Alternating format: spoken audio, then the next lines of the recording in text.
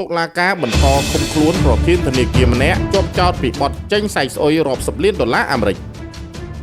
រាជធានីភ្នំពេញសាលាដំបងរាជធានីភ្នំពេញបាននឹងកំពុងបន្តចំណាត់ការលើសំណុំរឿងព្រហ្មទណ្ឌមួយពាក់ព័ន្ធស្ត្រីជនជាតិវៀតណាមម្នាក់មានតួនាទីជាប្រធានធនាគារឯកជនកំពុងជាប់ឃុំនៅក្នុងពន្ធនាគារដែលបានចេញមូលទានប័ត្រគ្មានសាច់ប្រាក់សាច់ស្អុយរាប់សិបលានដុល្លារសហរដ្ឋអាមេរិកដោយរងចាំបើកសវនាការផ្តន្ទាទោសលើជនជាប់ចោទតាមផ្លូវច្បាប់ជាធរមានសំណុំរឿងនេះមានជនត្រូវចោទឈ្មោះគង់វរៈសឹងហៅហួយគឹមហាវភេទស្រីអាយុ47ឆ្នាំមុខរបរមុនចាប់ខ្លួនជាប្រធានធនាគារ MGN Imperial Bank ទីលំនៅផ្ទះលេខ2បរិយទន្លេបាសាក់មហាវិថីព្រះនរោត្តមសង្កាត់ទន្លេបាសាក់ខណ្ឌចំការមននិងអាស័យដ្ឋានមួយកន្លែងទៀតស្ថិតនៅសង្កាត់ផ្សារថ្មីទី1ខណ្ឌដូនពេញរាជធានីភ្នំពេញជនត្រូវចោទត្រូវបានសមត្ថកិច្ចចាប់ខ្លួននិងឃុំខ្លួននៅពន្ធនាគារមកពីព្រៃសរពីបទមិនបំពេញកាតព្វកិច្ចចំពោះឧបករណ៍អាចជួយដូរបានប្រព្រឹត្តនៅរាជធានីភ្នំពេញកាលពីថ្ងៃទី23ខែឧសភាឆ្នាំ2023បទល្មើសដែលមានបញ្ញត្តិនឹងផ្ដន្ទាទោស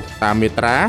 231នៃច្បាប់ស្តីពីឧបករណ៍អាចជួយដូរបាននិងប្រតិបត្តិការទូទាត់ប្រាក់តាមប្រភពព័ត៌មានបានដឹងថាជនត្រូវចោទរងនៅបណ្ដឹងពីដាច់ដライពីគ្នាដែលជនរងគ្រោះសុទ្ធតែជាជនស្លូតត្រង់ត្រូវបានចែងបោកប្រធានធនាគារឯកជនរូបនេះដែលមានជំនាញខាងបោកជនរងគ្រោះអស់ប្រាក់រាប់សិបលានដុល្លារសហរដ្ឋអាមេរិកពលគឺជនរងគ្រោះសុទ្ធតែបានខាតបង់នៅទឹកប្រាក់យ៉ាងធ្ងន់ធ្ងរដូចគ្នាប្រភពព័ត៌មានឲ្យដឹងទៀតថានៅក្នុងអំឡុងឆ្នាំ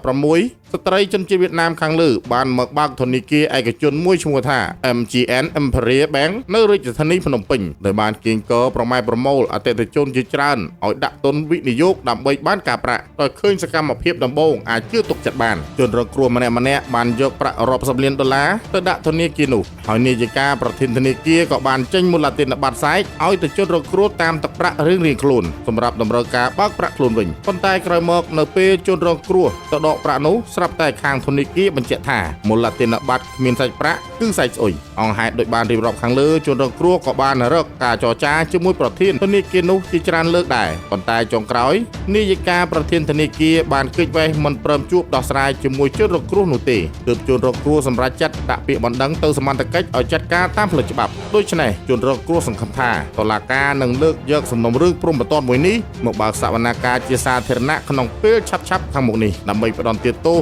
ជនជាប់ចោទដែលបានចេញសាច់ស្អុយរាប់សិបលានដុល្លារសហរដ្ឋអាមេរិកជាប្រយោជន៍និងផ្ដល់យុត្តិធម៌ដល់ជនរងគ្រោះផងដែរ